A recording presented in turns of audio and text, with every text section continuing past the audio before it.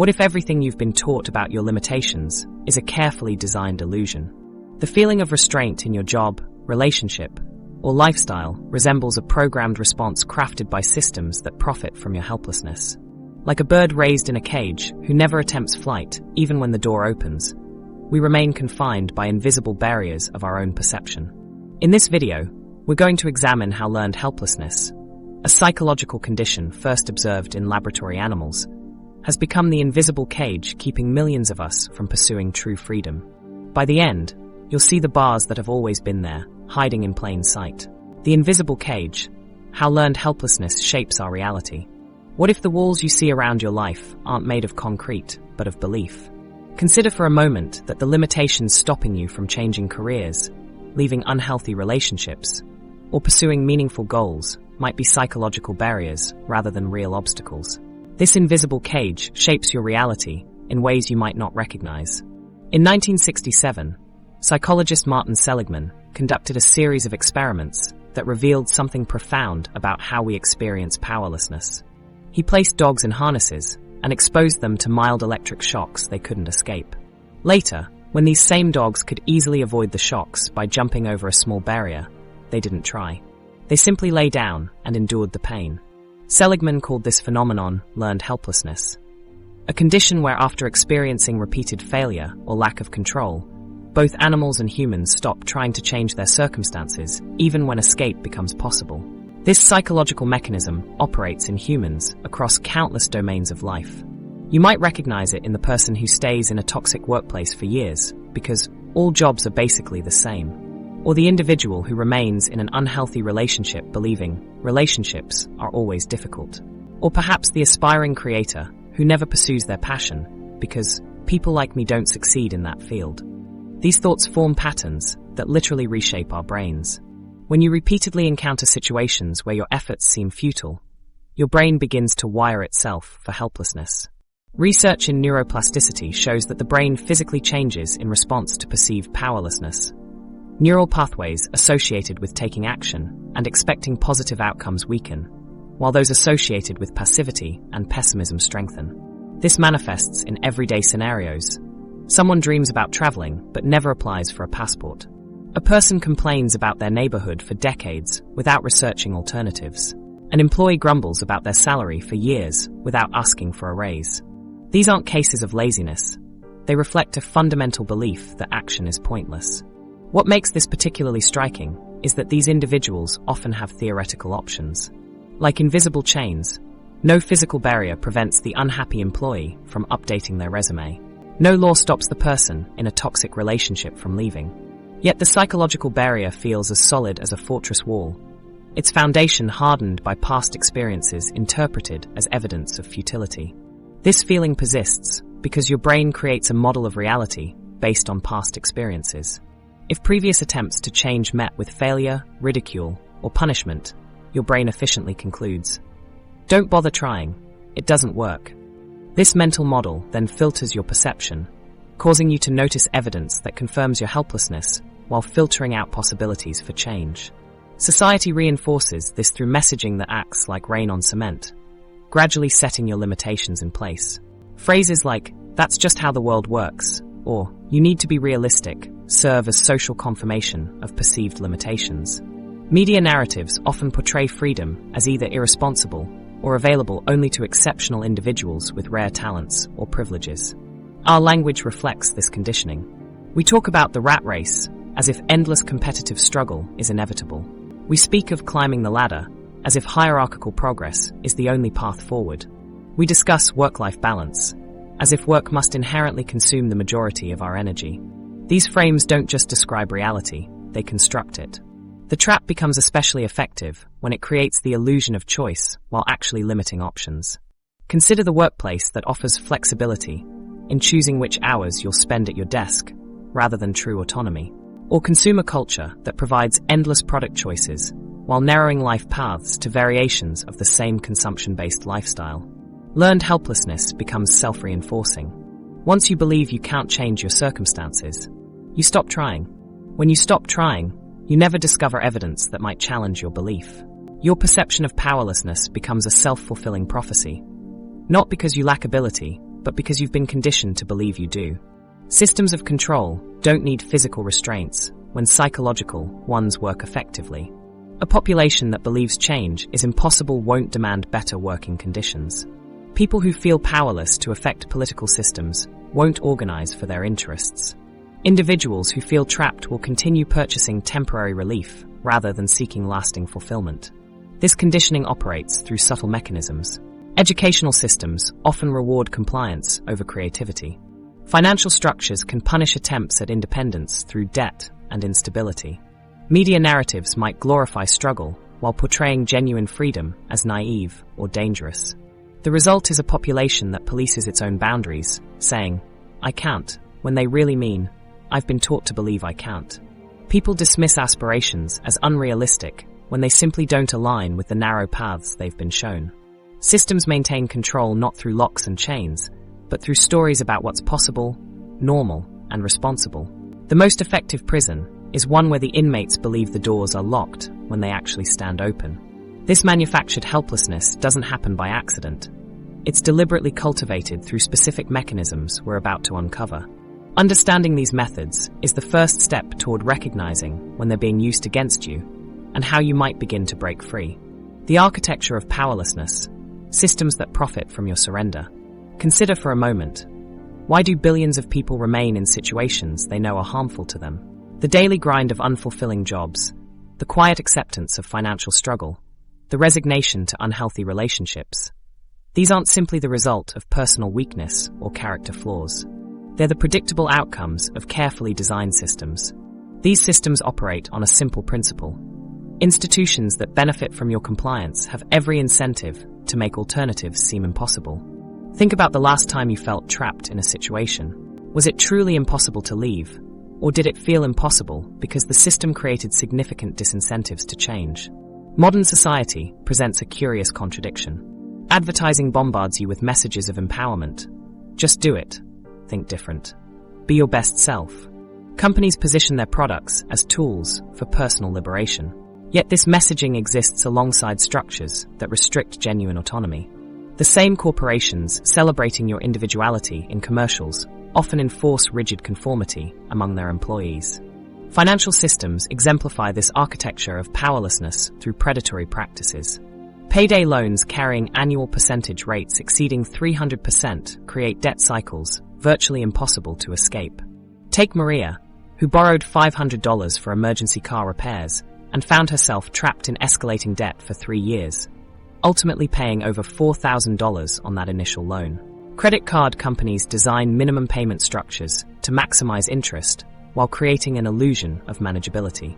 These practices extract maximum profit from financial vulnerability. Simultaneously, these systems promote narratives framing poverty as personal failings rather than structural barriers. Financial struggle becomes portrayed as a moral failure, lack of discipline or work ethic, shifting responsibility from the system to individuals, making them less likely to demand change.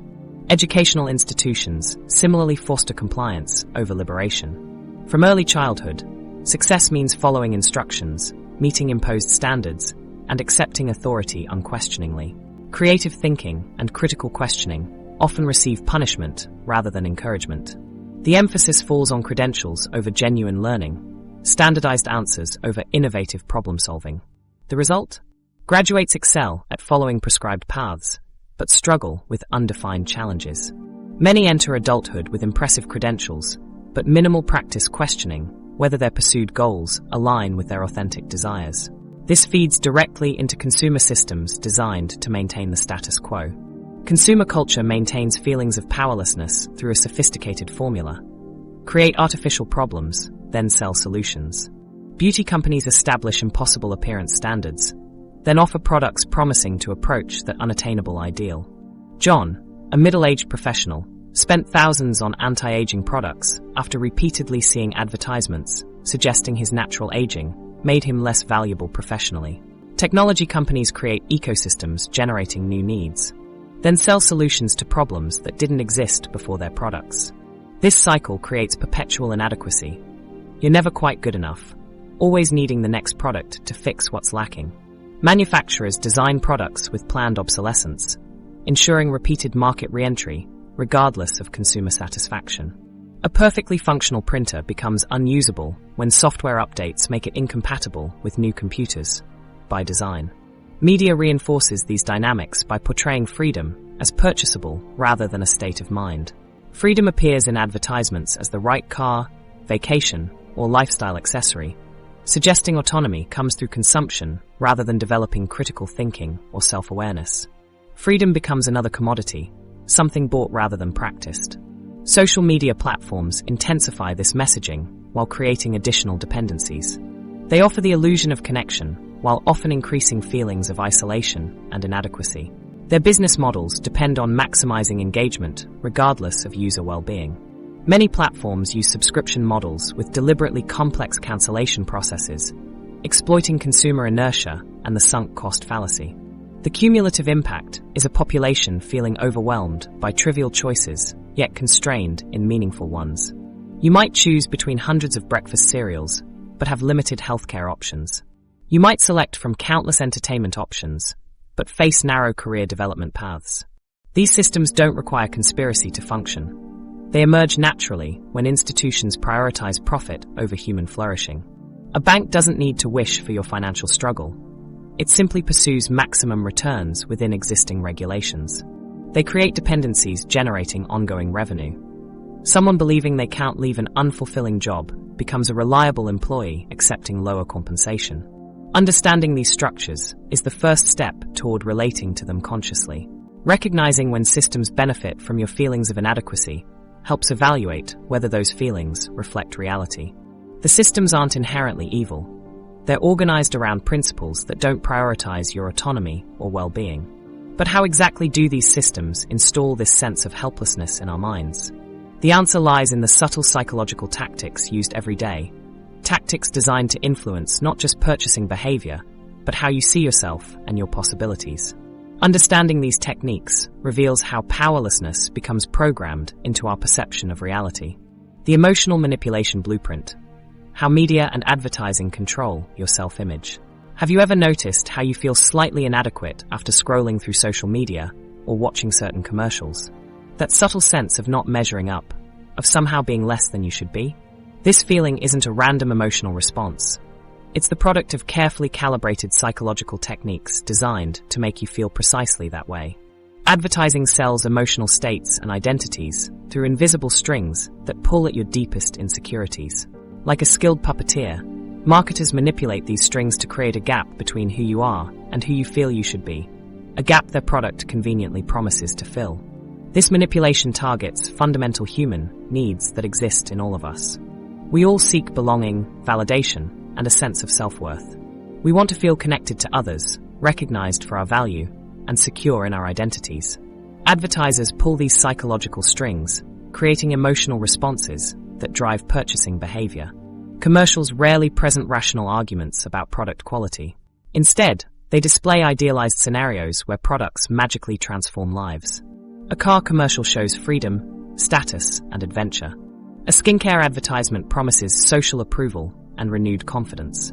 These emotional appeals bypass your rational thinking, creating powerful associations that exist below conscious awareness. Visual metaphors strengthen this hidden manipulation. When you see a person surrounded by friends after using a clothing brand, your mind automatically connects the product to social acceptance. Financial services commercials showing peaceful families create an immediate association with security. These connections form without requiring conscious thought. The puppeteer moves the strings, and your emotions respond. The before and after imagery represents one of the most powerful strings advertisers pull. Weight loss products show dramatic transformations that rarely reflect typical results. Skincare brands present digitally enhanced after photos creating impossible standards. When you inevitably fall short of these benchmarks, the disappointment keeps you searching for the next miracle product, the strings pulling you toward another purchase.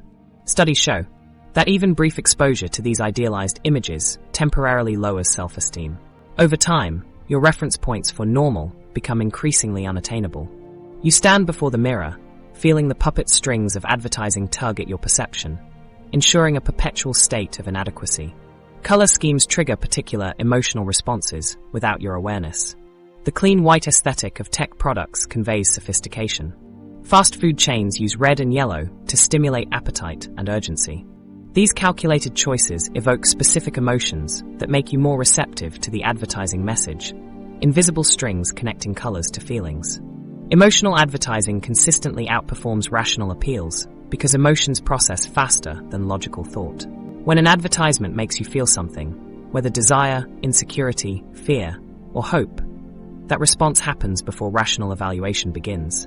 The puppeteer has already pulled the strings of emotion before your logical mind can cut them. Fear and insecurity drive consumption particularly effectively. Insurance companies show disaster scenarios. Anti-aging products emphasize the social consequences of visible aging. These appeals create urgency that motivates action, the strings of fear pulling more strongly than other emotions. Brands position themselves as communities, offering acceptance and identity. When you purchase certain brands, you're buying a signal of group affiliation. The strings of belonging draw you into brand loyalty that feels like social connection, addressing the fundamental human need for community. Advertisers establish trust through testimonials, certifications, and endorsements. These elements address your natural wariness about claims and promises, creating a sense of reliability that makes their message more persuasive. Trust becomes another string in the complex emotional manipulation. These techniques extend beyond traditional advertising into the design of products and services you use daily. Social media platforms create interfaces that pull the same emotional strings. The like button triggers your need for validation. The endless scroll exploits your fear of missing out. You feel the invisible pull as you check notifications, unable to identify the source of the compulsion. The cumulative effect creates a perpetual cycle of artificial need and temporary satisfaction. You see content that makes you feel inadequate. You purchase the product expecting resolution of that inadequacy. The product provides brief satisfaction before the feeling returns. You stand in your bathroom, trying new skincare products while feeling the same old insecurities, unaware of the strings still attached. What makes this cycle particularly effective is its invisibility. The emotional manipulation happens so subtly that it becomes unnoticeable. The strings are nearly transparent. You attribute feelings of insecurity to personal failings, rather than recognizing them as manufactured responses to crafted messages. Understanding these tactics doesn't make you immune to them, but awareness creates space for conscious engagement.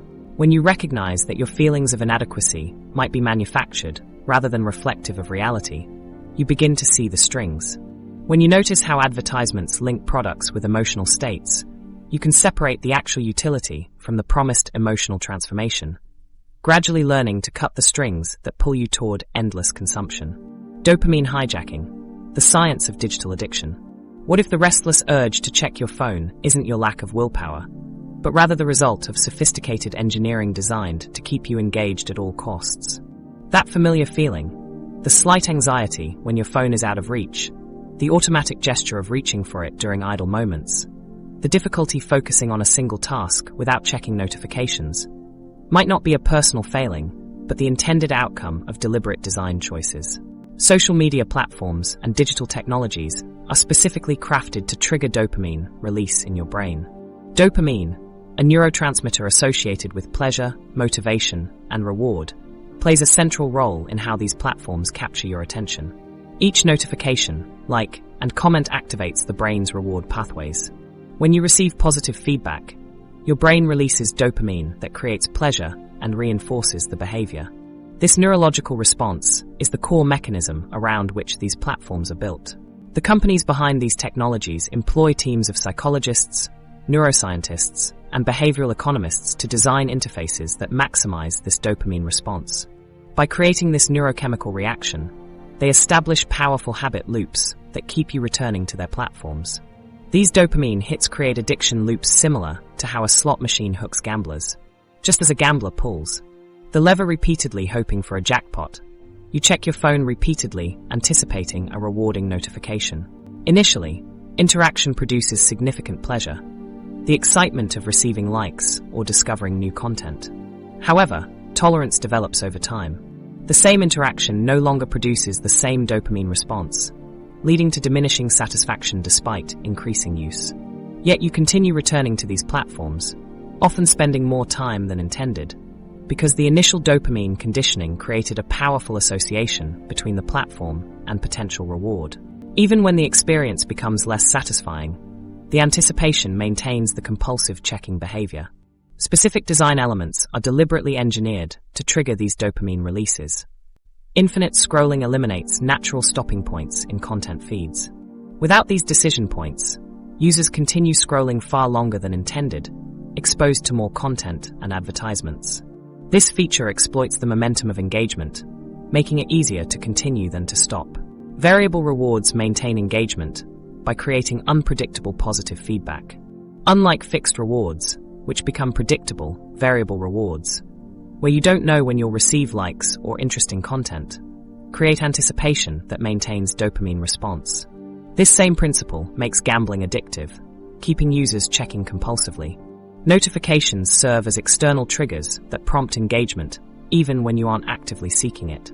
The distinctive sounds, vibrations, and visual alerts create Pavlovian conditioning, where the mere signal triggers dopamine release before you even see the content.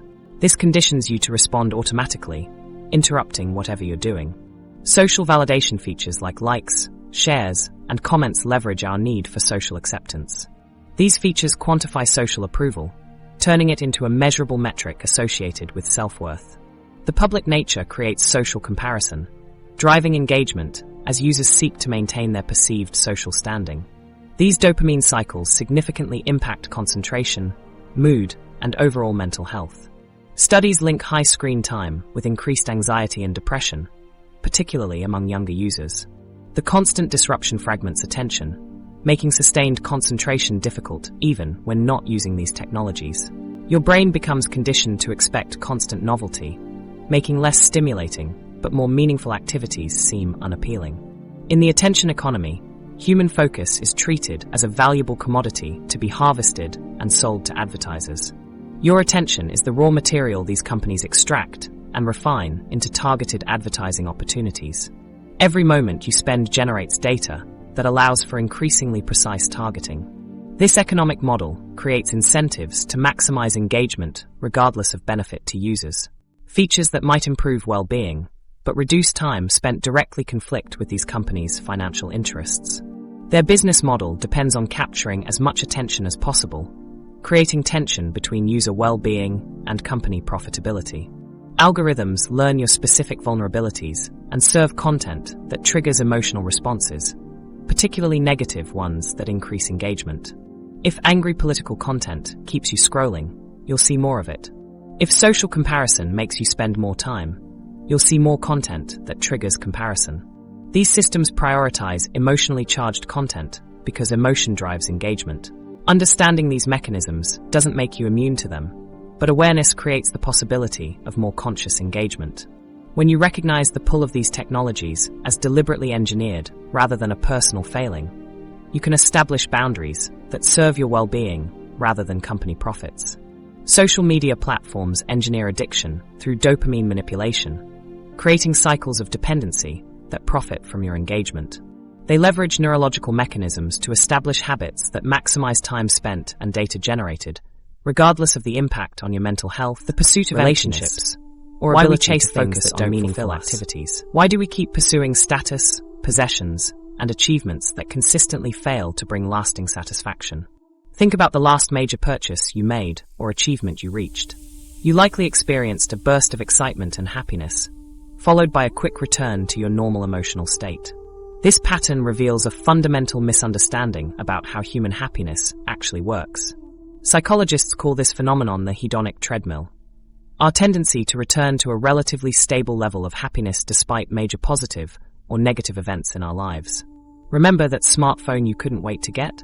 The one with all the features that would revolutionize your daily life?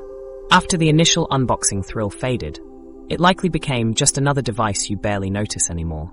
This happens with promotions, new homes, and even relationships.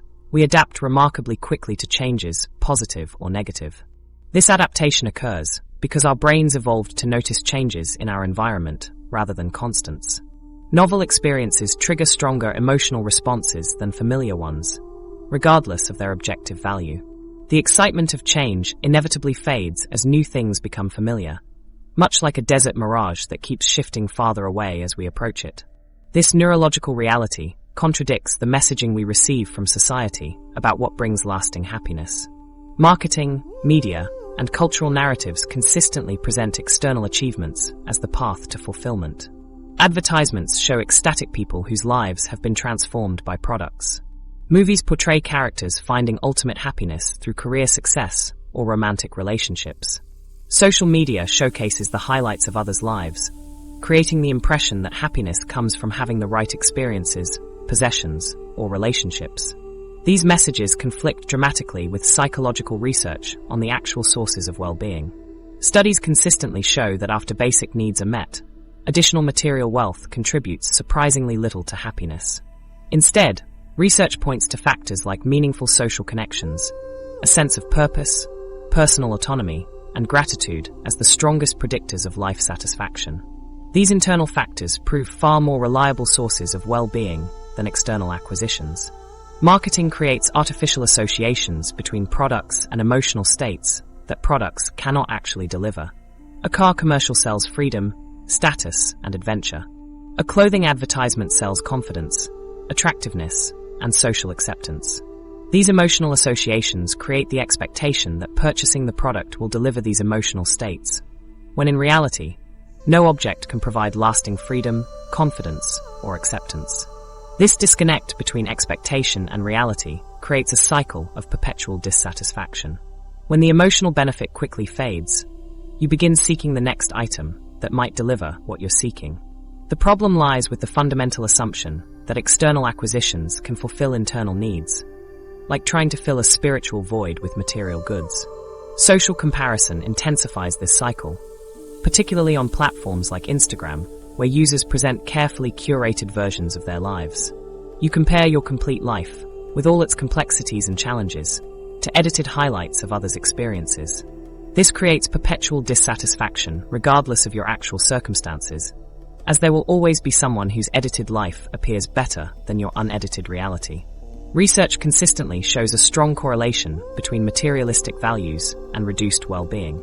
Studies find that individuals who prioritize material possessions and wealth tend to report lower levels of happiness and higher rates of anxiety, depression, and relationship problems.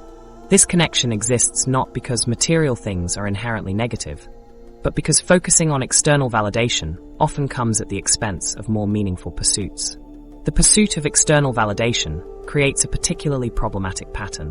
When you base your sense of worth on others' approval, you surrender your personal power. Your emotional state becomes dependent on factors outside your control, creating vulnerability to disappointment and insecurity. This dependency reinforces feelings of powerlessness, as you perceive your worth as contingent on external validation rather than intrinsic value. This pattern becomes especially clear when examining the distinction between intrinsic and extrinsic motivation. Intrinsic motivation comes from internal factors like enjoyment and personal growth. Extrinsic motivation relies on external rewards like money and status. Research consistently shows that people driven primarily by intrinsic motivation report higher levels of well-being than those focused on extrinsic rewards. Yet society continues to emphasize extrinsic markers of success over intrinsic satisfaction. Systems profit from keeping you in a perpetual state of wanting rather than having. A satisfied person makes a terrible consumer. Marketing, media, and even educational institutions benefit from maintaining this cycle of discontent. These systems don't benefit from your contentment. They benefit from your continued striving for more. Understanding this pattern doesn't mean rejecting ambition or material comfort. Rather, it means approaching these pursuits with awareness of their limitations. Material possessions can enhance comfort and convenience. Achievements can provide opportunities for growth and contribution. The problem arises from expecting them to deliver emotional states they fundamentally cannot provide. The Golden Handcuffs. Why we stay in situations we've outgrown. What keeps people in jobs they hate, relationships that drain them, or lives that feel increasingly constraining. Think about someone you know who complains about their job every time you see them, yet remains there year after year. Or the friend who describes their relationship as unsatisfying but never leaves. These situations reveal psychological barriers to change that go far beyond simple comfort or convenience. The concept of golden handcuffs explains part of this phenomenon. These are the benefits and securities that keep people tethered to situations they've outgrown. The steady paycheck and health insurance from a soul-crushing job. The financial entanglement and shared routines in an unfulfilling relationship. The mortgage and community standing that make changing life paths feel impossible.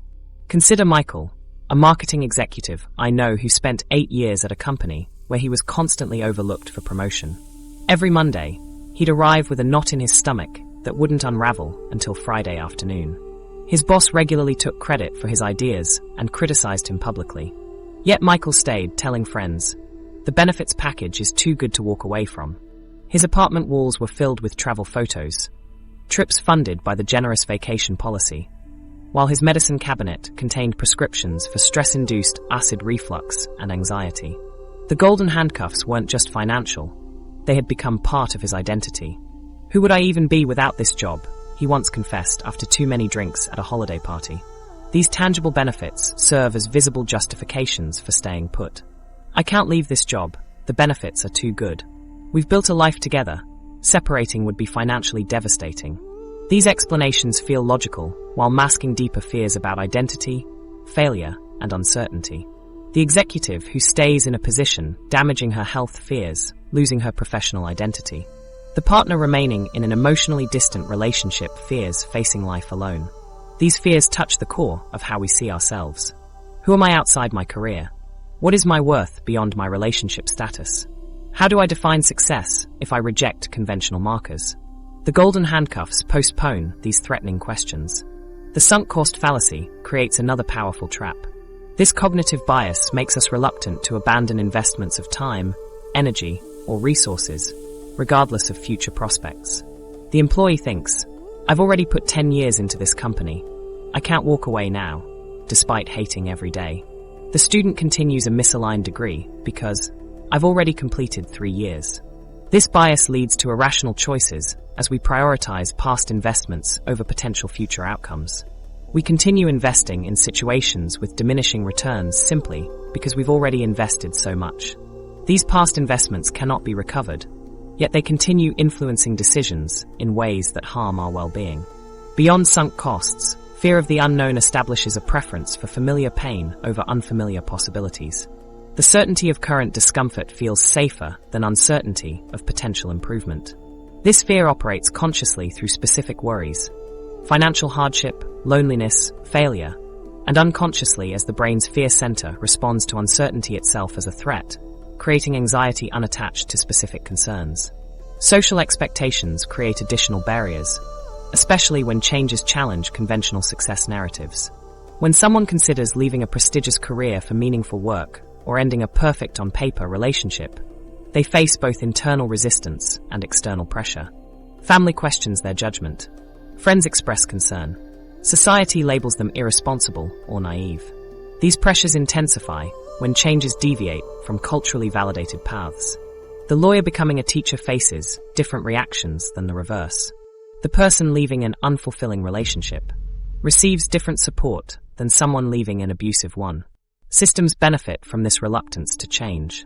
Employers benefit when employees fear leaving toxic environments. Financial institutions profit when consumers remain in debt cycles, funding unsustainable lifestyles. This reinforcement happens through messaging that presents the conventional path as safe and responsible while framing alternatives as risky or naive. Recognizing these barriers represents the first step toward overcoming them. Awareness allows you to distinguish between rational concerns about change and cognitive biases distorting your perception of risk and opportunity.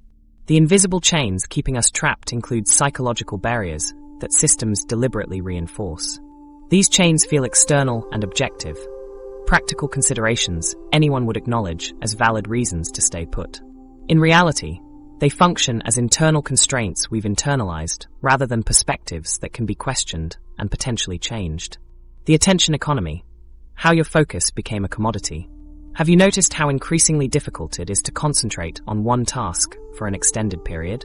The difficulty completing a book without checking your phone. The challenge of watching a movie without pausing to browse social media. The struggle to have a conversation without glancing at notifications. This isn't just a personal failing. It's the result of an economic battle being waged for your attention. Your attention has become the most valuable commodity in the modern economy.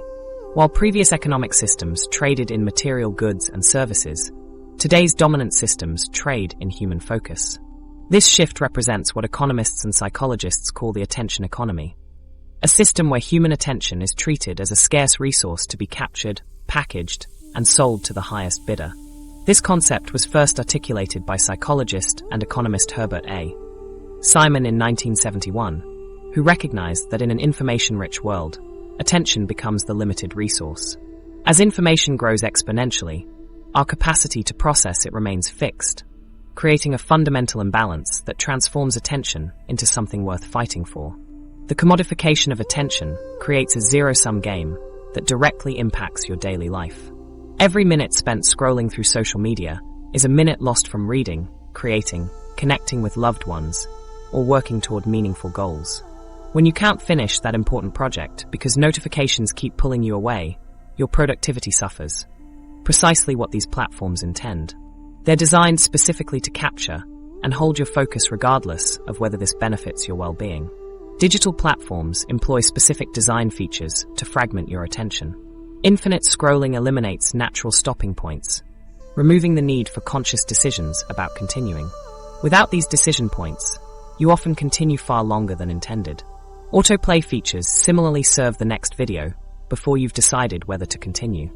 Personalized recommendations optimize for what keeps you engaged longest rather than what truly serves you. Notifications interrupt your focus throughout the day, training you to expect constant distraction. The algorithms powering these platforms learn your specific vulnerabilities and serve content that triggers emotional responses, particularly negative ones. Research shows that content provoking outrage, anxiety, or insecurity generates more interaction than content leaving you feeling satisfied. This creates a system that benefits from your emotional distress, exploiting psychological vulnerabilities for economic gain. This constant distraction increases consumption as you spend more time exposed to advertising. More significantly, it reduces critical thinking by keeping you in a state of continuous partial attention. When your focus constantly shifts, you lack the mental space for deep analysis, making you more susceptible to manipulation. Studies show that the mere presence of your smartphone, even when turned off, reduces cognitive capacity. When attention is allocated to monitoring potential notifications, fewer resources remain available for other cognitive tasks. This affects working memory, fluid intelligence, and problem-solving ability, essential components of critical thinking. The constant switching between tasks impairs cognition in specific ways. Each shift requires a reorientation that consumes mental resources. This switching tax reduces not only efficiency but depth of thought, making it harder to connect ideas or question assumptions. When you can't complete a thought without checking social media, your ability to develop innovative solutions diminishes dramatically. The impact extends beyond cognition to emotional processing. The monetization of attention creates economic incentives to keep users in states of anxiety, outrage, or insecurity. Content that makes you feel secure often leads to shorter engagement sessions than content triggering fear or inadequacy. This creates a troubling alignment between platform success and user distress. News feeds fill with outrage-inducing headlines rather than nuanced analysis. Social media highlights posts likely to provoke strong reactions rather than thoughtful reflection. These choices reflect economic incentives rather than user well-being. The relationship between distraction and powerlessness operates cyclically. Constant disruption makes it difficult to develop the focus necessary for meaningful personal change or collective action. Simultaneously, feelings of helplessness make people more susceptible to distraction as they seek escape, creating a reinforcing cycle. Digital platforms have built business models around monetizing user attention. As Harvard Medical School research technician Trevor Haynes notes, these platforms leverage the same neural circuitry used by slot machines and cocaine to keep us using their products. The goal is to maximize the time you spend generating revenue. The attention economy profits from keeping you distracted and emotionally reactive, preventing focused action toward meaningful change. The fragmentation of attention serves as control through continuous diversion of mental resources necessary for autonomous thought. Reclaiming your attention represents a radical act of personal empowerment. When you consciously decide where your focus goes, you reclaim agency over your most valuable resource. This begins with recognizing the economic battle being waged for your attention and understanding that your difficulty concentrating is the intended outcome of sophisticated systems. Later, we'll explore practical strategies to protect your attention, starting with simple environmental changes and building toward transformative habits. These techniques will help you regain the sustained focus needed to pursue what truly matters in your life. The warning signs, visual indicators of manufactured helplessness. What if your daily habits and emotional patterns aren't random, but are actually symptoms of this manufactured helplessness we've been discussing? The feelings of exhaustion after scrolling through your phone, the anxiety when you can't check your notifications, the persistent sense that you should be doing more despite your achievements. These experiences might be indicators of how deeply systems of control have shaped your perception of reality. Learned helplessness manifests in observable behaviors and thought patterns that you might recognize in yourself or others.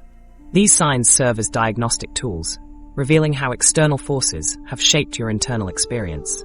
The visible evidence of invisible conditioning. Your body often reveals what your mind hasn't yet acknowledged. Consider the woman who jolts awake at 3 a.m., reflexively reaching for her phone to check emails before realizing what she's doing. Her chronic fatigue isn't simply tiredness after a busy day, but a persistent exhaustion seemingly disconnected from her actual activity level. The constant demands of digital engagement create a state of low-grade stress that taxes the nervous system even during perceived relaxation time. This fatigue typically pairs with sleep disturbances, creating a troubling cycle. Screen blue light disrupts melatonin production, while emotional activation from content consumption keeps the mind racing. The result? Exhaustion yet inability to sleep, or sleeping but waking unrefreshed. The body signaling stress the conscious mind has normalized. Physical indicators extend beyond sleep issues to various stress-related health problems. Headaches, digestive issues, muscle tension, and increased illness susceptibility all stem from chronic feelings of inadequacy and overwhelm. These physical symptoms serve as messengers that your relationship with these systems isn't supporting your well-being. The emotional landscape of manufactured helplessness appears equally revealing. You might constantly move goalposts, dismiss accomplishments, and focus on what remains undone rather than what you've completed.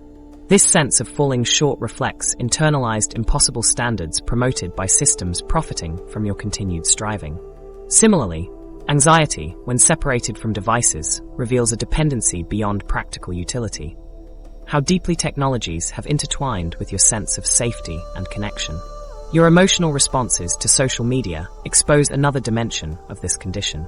Quick mood shifts after seeing certain posts, comparative thinking that leaves you diminished, disproportionate importance placed on online interactions. These reactions show how platforms capture not just attention, but emotional regulation. When your sense of worth fluctuates based on digital validation, you're experiencing the impact of systems designed to keep you engaged. Through vulnerability, behavioral patterns provide visible evidence of manufactured helplessness. The automatic reaching for your phone during moments of boredom, hours lost to forgettable content, checking social platforms in ritualistic cycles. These actions reveal deeply ingrained habits that bypass deliberate decision-making in ways benefiting platforms rather than your interests. This manifests in difficulty completing tasks without distraction, the inability to read without checking your phone, to work without toggling between applications, or to converse without glancing at notifications. This fragmentation serves economic interests by increasing consumption and reducing critical thinking, making you more susceptible to influence while less capable of sustained action toward personal goals. Meaningful projects often remain perpetually postponed due to this attention fragmentation. Your focus constantly shifts between immediate stimuli, diminishing capacity for long-term planning and consistent action. The things that matter most remain undone, while hours disappear into activities, leaving no lasting satisfaction. Cognitive patterns reveal the deepest impact. All-or-nothing thinking creates paralysis, facing challenges, requiring incremental action. This distortion makes meaningful change seem impossible, keeping you trapped in outgrown situations, because alternatives appear to require impossible leaps rather than manageable steps. Similarly, catastrophizing about change, imagining worst-case scenarios when considering alternatives, reinforces inaction by overestimating risks and underestimating abilities. Another reinforcing pattern, attributing successes to luck rather than personal agency. When you dismiss achievements as fortunate coincidences, while owning failures as personal shortcomings, you undermine your sense of capability, maintaining the belief that positive outcomes happen to you rather than because of you. Recognizing these signs isn't about self-judgment, but self-awareness. The indicators reflect not personal failings, but the effectiveness of systems designed to create dependency. Identifying these patterns creates the possibility of responding consciously rather than reactively. The first steps toward reclaiming genuine autonomy. This understanding raises a crucial question. How did our desires become so thoroughly shaped by external forces? The very things we want, our goals, aspirations, and markers of success, might not originate from authentic needs, but from carefully crafted messages about what should matter. This realization opens the door to examining not just how we pursue our desire factory, but where those desires come from in the first place. Have you ever stopped to question where your desires come from? That new car you've been saving for, the vacation destination on your vision board, the career path you're pursuing. What if these aren't actually your authentic wants, but carefully planted seeds growing in the soil of your mind? The line between what you genuinely desire and what you've been conditioned to want has become increasingly blurred in our media-saturated world. When you think about it, desires don't simply emerge from within as pure expressions of your authentic self. They form through complex interactions between your basic needs and the social world around you. While some desires connect to fundamental human requirements, safety, connection, meaning, many of the specific forms these desires take are shaped by external forces working to influence your choices without your awareness. Think about the last purchase you made that left you feeling empty afterward. Perhaps it was clothing you rarely wear, technology that quickly lost its appeal, or an experience that looked better on social media than it felt in real life. That gap between expectation and reality reveals the fingerprints of manufactured desire, wants that have been implanted rather than naturally developed. Advertising creates artificial needs through repeated association of products with basic human desires. A car commercial portrays freedom, adventure, and status rather than transportation features. Perfume advertisements showcase romantic connection instead of discussing scent. Insurance commercials tap into your need for security, while fitness products promise belonging and acceptance.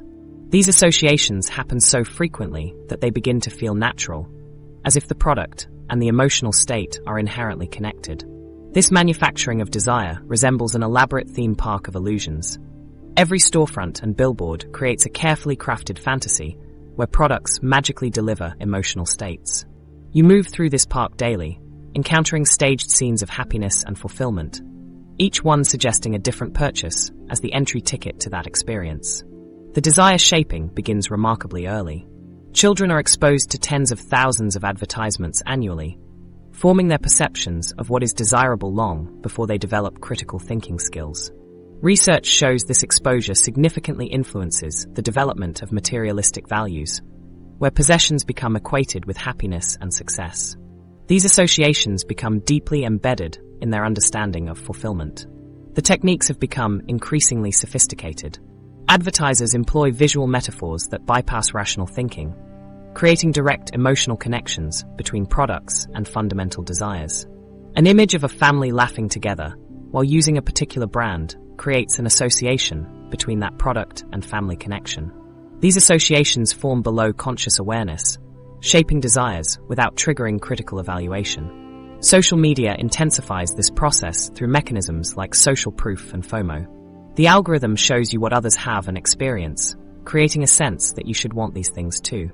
When you see others showcasing their possessions or achievements, you naturally compare your complete reality to their curated highlights, creating feelings of inadequacy that drive consumption patterns unrelated to authentic needs.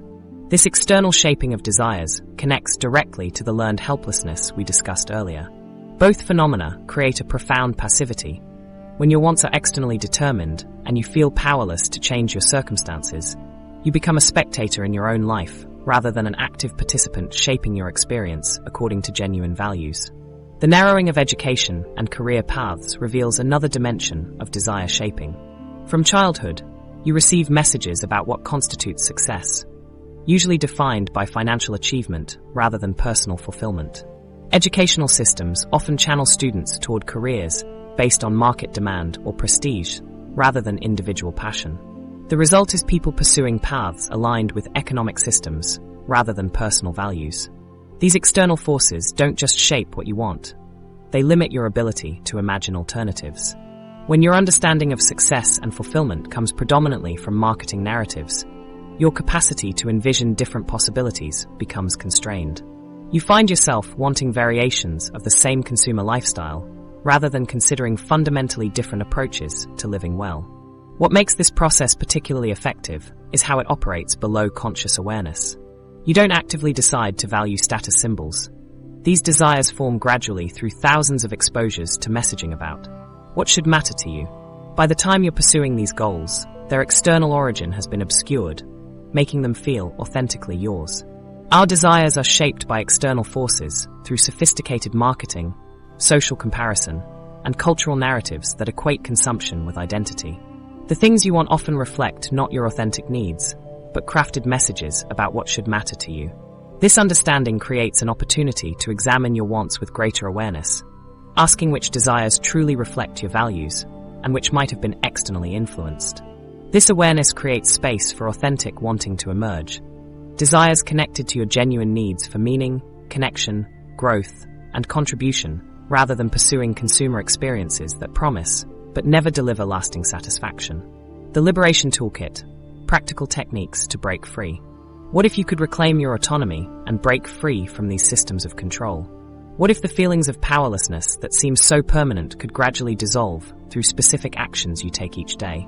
The path to freedom isn't found in grand gestures or complete life overhauls, but in small, deliberate practices that rebuild your sense of agency one step at a time. Understanding these systems of control represents an essential first step, but awareness alone cannot create lasting change. Knowledge without action often leads to frustration, seeing the cage without knowing how to open the door. Breaking free from learned helplessness requires practical techniques that gradually rebuild your confidence in your ability to shape your circumstances rather than simply react to them. Changing ingrained patterns isn't easy. Your brain has developed neural pathways that automatically respond to situations with learned helplessness. These pathways won't rewire overnight, and attempting to transform everything at once often leads to overwhelm, followed by retreat into familiar patterns. The key lies in small, consistent actions that gradually create new neural connections while proving to yourself that change is possible. Each small success builds momentum toward larger changes. Reclaiming your attention provides the foundation for all other changes. When your focus constantly shifts between distractions, you lack the sustained attention necessary for meaningful action. Here are practical attention management techniques. Digital minimalism offers a practical approach to regaining control. This means using technology intentionally rather than reactively. Start by removing social media apps from your phone, checking email at scheduled times, perhaps twice daily at 10 a.m. and 4 p.m., or establishing tech-free zones in your home, such as bedrooms or dining areas. Notification management works alongside digital minimalism. Each notification interrupts your focus and reinforces the habit of constant checking. Try this experiment. Turn off all non-essential notifications for 1 week. Most people find this creates a surprising sense of mental spaciousness and reduces the anxiety associated with constant connectivity. Scheduled disconnection provides perhaps the most direct path to attention reclamation. Set aside specific periods, an hour each evening, 7 to 8 p.m., or weekend mornings, 9 to 11 a.m., when you completely disconnect from screens. Use this time for activities that require sustained focus. Reading, creating, connecting with others, or simply being present in your environment. As you reclaim your attention, you can practice desire discernment, distinguishing between authentic wants and manufactured ones.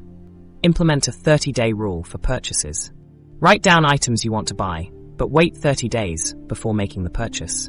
After this waiting period, many impulse desires lose their urgency, revealing their manufactured nature. Question the source of your wants. When you feel a strong desire for something, ask, where did this desire come from? Did I want this before seeing an advertisement? Does this align with my values or with marketing messages I've absorbed? This questioning helps you become conscious of desire origins, so you can choose which to pursue. Building self-efficacy, your belief in your ability to accomplish tasks and reach goals, forms another crucial element in overcoming learned helplessness. Set small, achievable goals that guarantee success. If exercise feels overwhelming, begin with a 5-minute walk. If creative projects seem intimidating, write a single paragraph. These small successes build evidence that contradicts the core belief of learned helplessness, that your actions don't matter. Gradually increase challenges as your confidence builds. The progression should feel manageable, but not entirely comfortable. Document these achievements in a journal or digital note, creating a record to review when doubts arise. Cognitive restructuring techniques address the thought patterns that maintain learned helplessness. Identify limiting beliefs about your capability. Common examples include, "I'm not the kind of person who can," or "people like me don't." These beliefs often appear as absolute truths rather than perspectives that can be questioned. Challenge these beliefs by looking for contradictory evidence.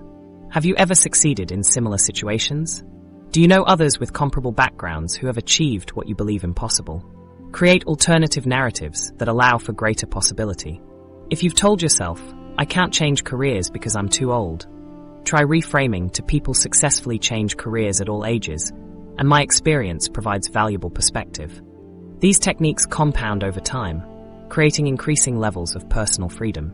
The attention you reclaim allows for deeper engagement with desired discernment. The authentic goals you identify provide opportunities for building self-efficacy. The confidence gained makes cognitive restructuring more effective as you accumulate evidence of your capability.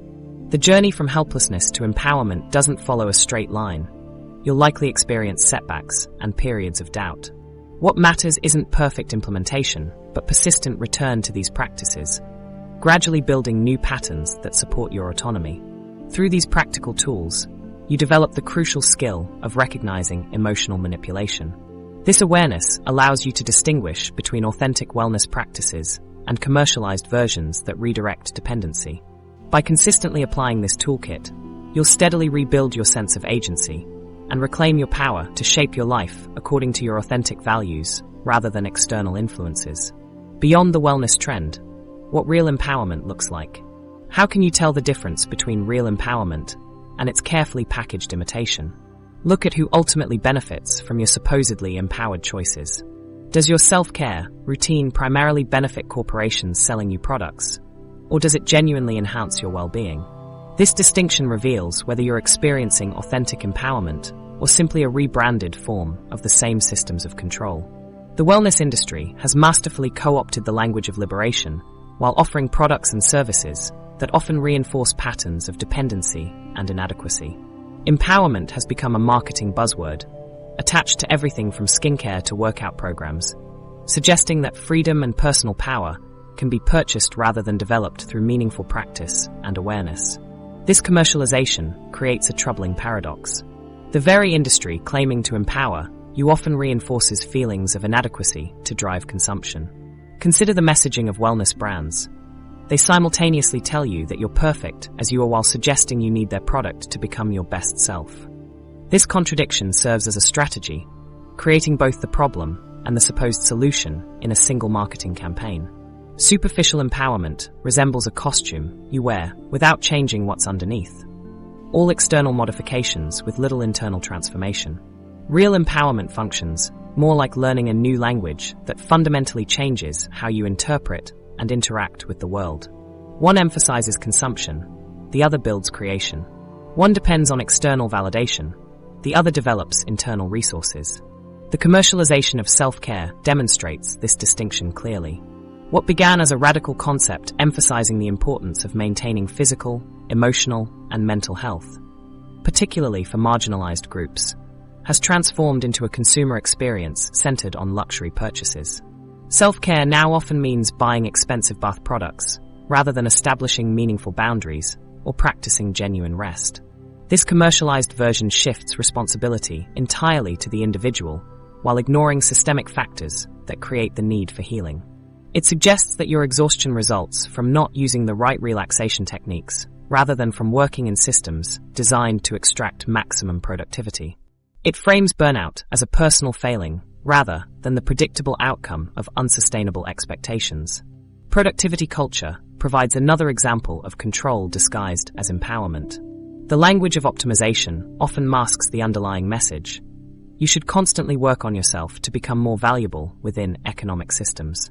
Morning routines and productivity hacks are presented as paths to personal freedom when they often make you a more efficient participant in the very systems that exhaust you.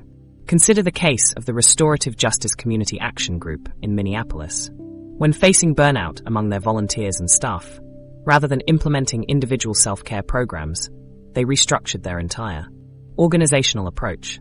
They shortened meeting times, created collaborative decision-making processes, and established clear boundaries around work expectations. The result wasn't just reduced burnout, but more effective community service. By addressing systemic causes rather than individual symptoms, they created authentic empowerment that transformed both individual well-being and organizational effectiveness. Research shows that genuine empowerment involves community connection and collective action rather than purely individualistic approaches. While personal practices remain important, real transformation often happens through cooperation. Communities provide support, alternative perspectives, and collective power that individuals alone cannot generate. This emphasis on community represents a significant departure from commercialized wellness, which typically frames empowerment as a solitary journey of self-improvement. Authentic empowerment recognizes the importance of social connections and mutual support in creating sustainable change. Real empowerment often involves discomfort rather than the comfort promised by wellness marketing. Challenging established systems and developing new patterns frequently feels uncertain and occasionally frightening. Commercialized empowerment promises transformation without discomfort, a fundamentally dishonest premise, as meaningful change typically requires moving through challenging emotions and experiences. To summarize the key differences, authentic empowerment builds agency rather than dependency, addresses root causes rather than symptoms, embraces collective action rather than isolation, and acknowledges discomfort as part of transformation rather than promising painless change. Authentic empowerment creates ripple effects that extend beyond individual experience. When you begin questioning systems rather than just adapting to them, these changes affect not just your life, but potentially the lives of those around you. Your refusal to participate in harmful systems creates space for others to question their own participation. The path to authentic empowerment begins with awareness. The simple act of noticing when you feel inadequate after scrolling through social media, noticing when purchases fail to deliver promised emotional states, creates space between stimulus and response where freedom becomes possible. This awareness allows you to recognize manipulation and make more conscious choices about how you respond. The systems designed to keep you feeling powerless rely on your unawareness of their mechanisms. They operate most effectively when invisible, shaping your desires and behaviors without triggering your conscious scrutiny. By recognizing this invisible cage, you've already begun the process of stepping beyond it. Your attention and awareness are powerful tools, the keys to your liberation that these systems actively try to capture. When you decide where your focus goes, you reclaim control over reality. Start today. Unlock the invisible door to your freedom. Remember, empowerment isn't a destination, but a practice of reclaiming your agency in a world designed to diminish it.